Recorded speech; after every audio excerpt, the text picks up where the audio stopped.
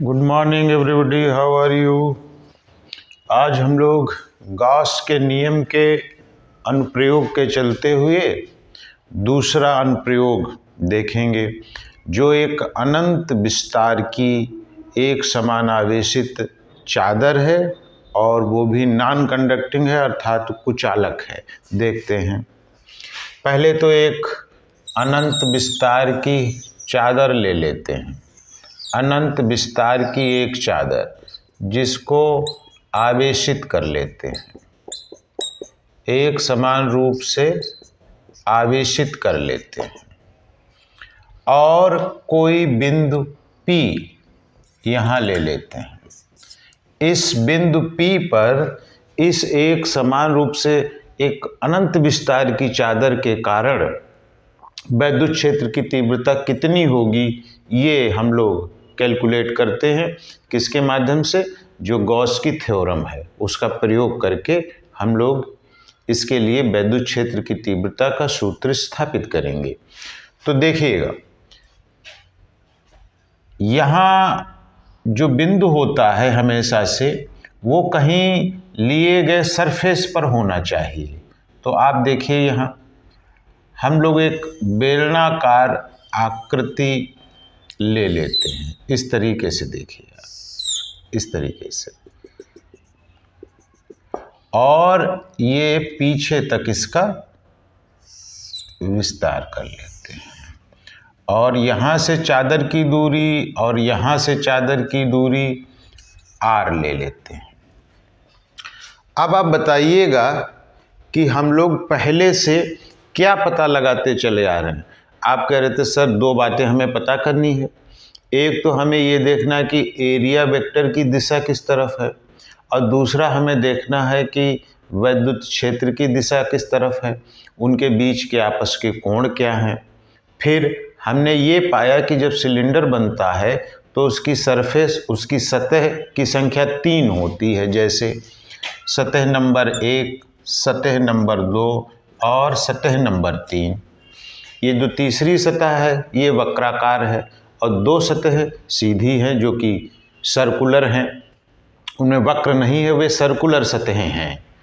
तो सर्कुलर सतह और वक्राकार सतह, 2 सर्कुलर 1 वक्राकार, दोनों में देख लेते हैं कि एरिया वेक्टर की पोजीशन क्या है और वैद्युत क्षेत्र की तीव्रता की दिशा की पोजीशन क्या है।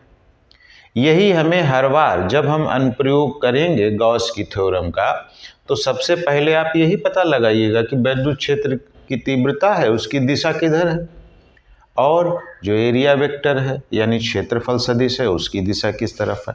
तो देखिए, यहाँ पर एक छोटा सा एरिया लेंगे ds, और आप यहाँ देखिए कि एरिया वेक्टर इस तरफ होगा। आप जाने 90 डिग्री पर एरिया वेक्टर होगा, लेकिन आप ये बताइए क्या यहाँ कहीं आवेश है? क्या इधर वैद्युत क्षेत्र की तीव्रता होगी? आवेश की दिशा तो इस तरफ है, वैद्युत क्षेत्र की दिशा इधर होगी, तो यहाँ वैद्युत क्षेत्र की दिशा हो जाएगी ये, और यहाँ थीटा कितना आ जाएगा? 90 डिग्री।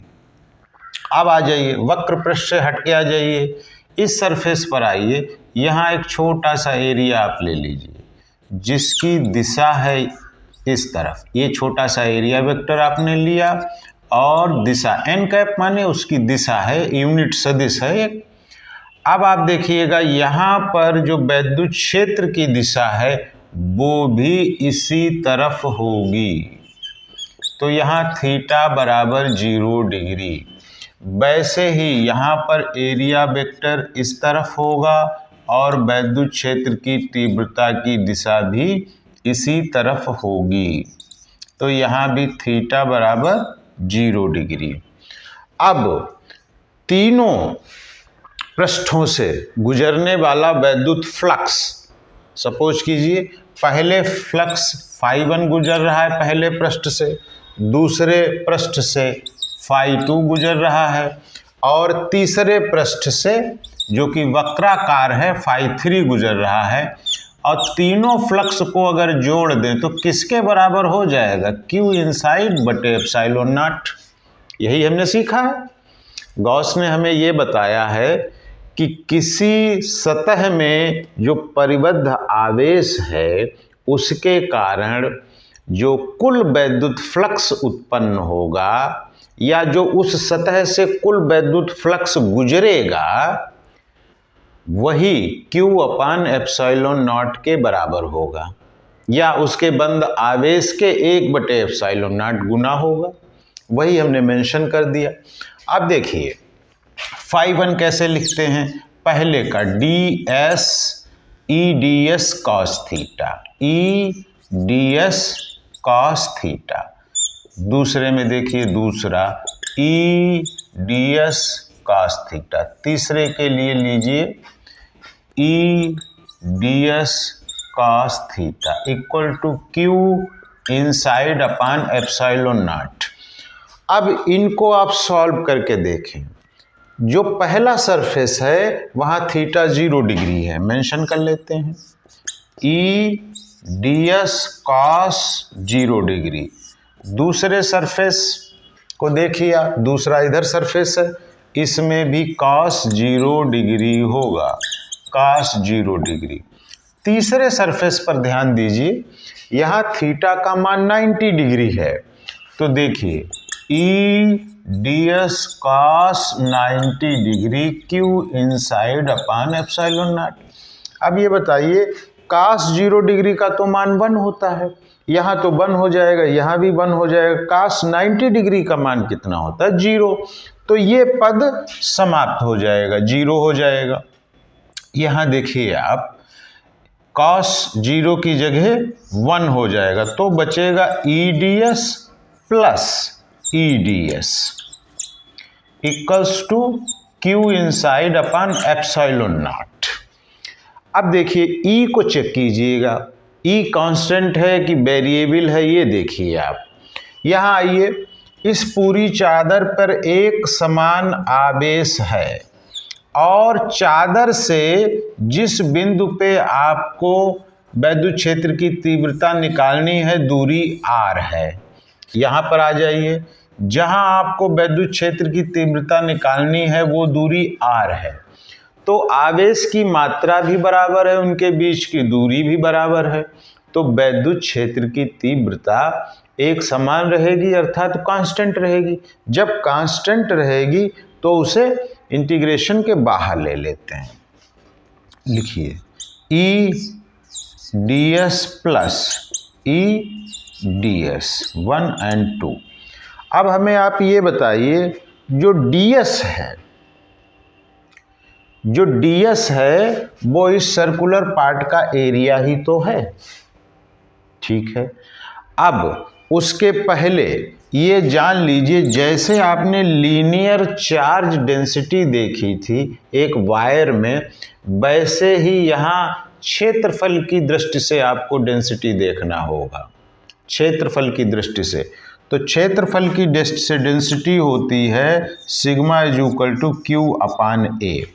एक यूनिट क्षेत्रफल में जितना चार्ज फैला होगा वही क्षेत्रफल का डेंसिटी होगा सिग्मा। तो यहाँ हम Q की जगह लिख सकते हैं सिग्मा इंटू A। यहाँ आ जाइए, Q की जगह हम लिख सकते हैं सिग्मा इंटू A अपान ε0।